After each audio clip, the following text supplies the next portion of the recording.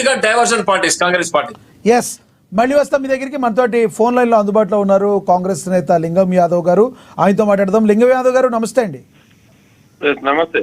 లింగం యాదవ్ గారు, PCC chief Mahesh Kumar Goud గారు చేసిన వ్యాఖ్యలు ఏవైతే ఉన్నాయో, బీజేపీ పార్టీ దొంగ ఓట్లతోనే ఎంపీ సీట్లు గెలిచిందన్న వ్యాఖ్యలు ఎటువంటి సంచలనం రేపిందో అందరికీ తెలుసు. మీరు చూస్తున్నారు, కాంగ్రెస్ పార్టీ సిద్ధాంతపరంగా ఎప్పుడో కనుమరుగైపోయింది, వాళ్ళకి సిద్ధాంతం లేవని మాట్లాడుతున్న బీజేపీ బీఆర్ఎస్ వ్యాఖ్యల్ని, అధికార ప్రతినిధులు మాట్లాడిన మాటల్ని మీరు ఏ రకంగా చూస్తారు? చేయండి. ఇవాళ గౌరవ పిసిసి ప్రెసిడెంట్ మహేష్ కుమార్ గౌడ్ గారు ఏం చెప్పారండి?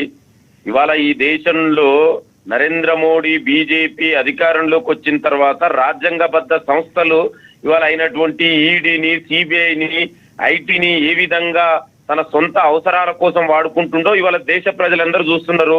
ఇవాళ చివరకు ఎంత దిగజారిదంటే, ఇవాళ చివరికి election commission according to Indian constitution article 324 ప్రకారం ఒక స్వతంత్రంగా ఫ్రీ అండ్ ఫెయిర్ గా ఎలక్షన్ జరపవలసిన బాధ్యత ఉన్నటువంటి ఎలక్షన్ కమిషన్ కూడా ఇవాళ బీజేపీకి అనుకూలంగా మలుచుకొని ఏ విధంగా ఓట్ షోర్ ద్వారా అధికారంలోకి వచ్చిరో ఇవాళ చాలా రాహుల్ గాంధీ గారు leader of the opposition with evidence, explosive evidence తోటి బయట పెట్టిరండి.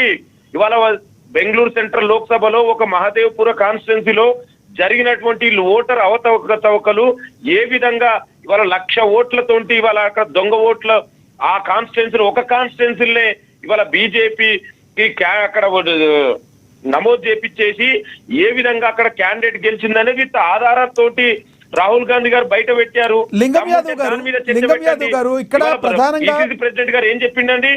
ఈ విధంగా దేశవ్యాప్తంగా గెలిచారు. ఇది ఒక ఉదాహరణ కాదండి. 2024లో జరిగిన పార్లమెంట్ ఎలక్షన్ లో ఇవాళ బీజేపీ నరేంద్ర మోడీ అధికారంలోకి వచ్చిందే దొంగ ఓట్లతోటి. దాన్నే గౌరవ పిసిసి ప్రెసిడెంట్ గారు చెప్పారు.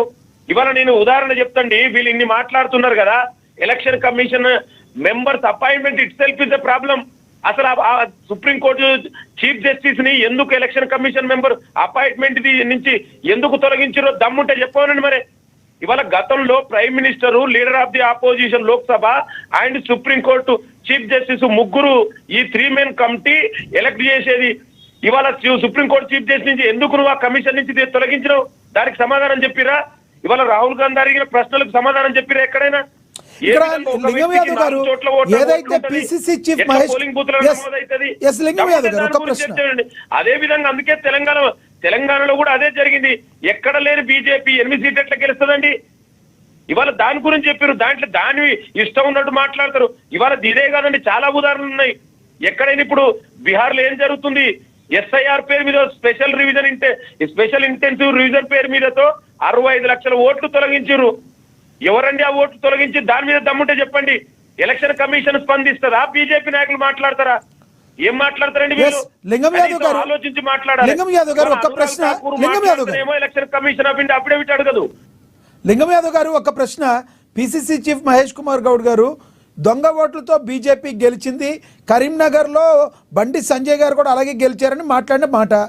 అయితే 8 సీట్లు మరి కాంగ్రెస్ కూడా గెలిచింది. కాంగ్రెస్ ఎలా గెలిచిందని రాజకీయ విశ్లేషకులు కానీ ఇప్పుడు అన్ని చోట్ల మొత్తానికి ఇప్పుడు ఒక దొంగతనం ఎవరైనా చేస్తే మొత్తాన్ని చేయరు కదా. ఇంత ఓపెన్ అందుకే కదా ఇవాళ ఎక్స్క్లూజివ్ ఎవిడెన్స్ తోటి బయట పెట్టిన దమ్ముంటే దాని మీద చర్చ పెట్టండి. నేను అదే అడుగుతానండి, తెలంగాణలో బీజేపీకి ఎంపీ సీట్లు గెలిచేంత బలం ఏడుందండి? మహారాష్ట్రలో నేను చూడండి, ఉదాహరణ చెప్తాను. మహారాష్ట్రలో ఏం జరిగింది? పార్లమెంట్ ఎలక్షన్స్ కు అసెంబ్లీకి ఎలక్షన్స్ 50 లక్షల ఓట్ల డిఫరెన్స్ ఎట్లా వస్తుందండి?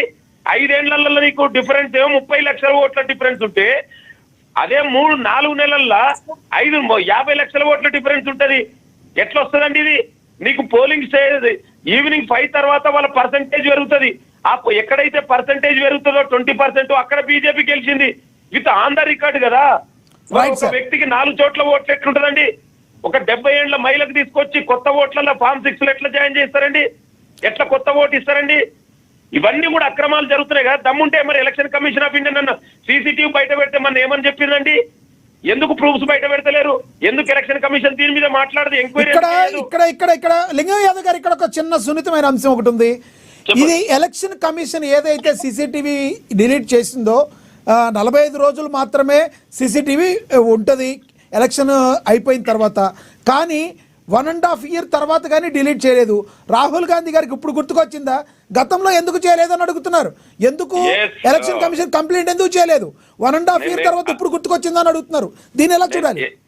ఎగ్జాక్ట్లీ మీరు అడిగింది కదా, నేను అదే అడుగుతున్నానండి. ఎలక్షన్ కమిషన్ ఇస్తే డేటా ఇవ్వలేదండి. మీకు అందరికీ తెలుసు ఇవాళ ఏ యూఎన్ ఉన్నామని మనం ఎలక్ట్రానిక్ డేటా, డిజిటల్ డేటా ఇవ్వడానికి మరి ఎలక్షన్ కమిషన్ ఎందుకు ఇవ్వలే? ఒక కాన్స్టిట్యున్సీలో మేము చేయడానికి 6 నెలలు పట్టింది. మరి ఇవాళ ఓటర్ లిస్టు మరి డిజిటల్ ఫామ్లు ఇవ్వచ్చు కదా. ఇవాళ ప్రపంచం అంతా make in India, digital India అని చెప్తున్న నరేంద్ర మోడీ మరి ఎందుకు ఓటర్ లిస్టు, డిజిటల్ ఫామ్లు ఇవ్వట్లేదు? ఇక్కడ కుట్ర మీకు అర్థం కావట్లేదా? మేము సర్వే ఒక కాన్స్టిట్యున్సీలో మేము ఇదంతా చేయడానికే 6 నెలలు పట్టింది. మరి దేశవ్యాప్తంగా చేయాలంటే ఎంత టైం పడుతుందండి? అందుకే మేము డిజిటల్ ఫామ్ అడుగుతున్నాం. మరి అదే మేము చెప్తే 6 months లో మేము ఇంత డేటా తీసుకొచ్చి బయట పెడితే అనురాగ్ ఠాకూర్ ఎన్ని రోజుల్లో చెప్పిండండి? Rahul Gandhi press meet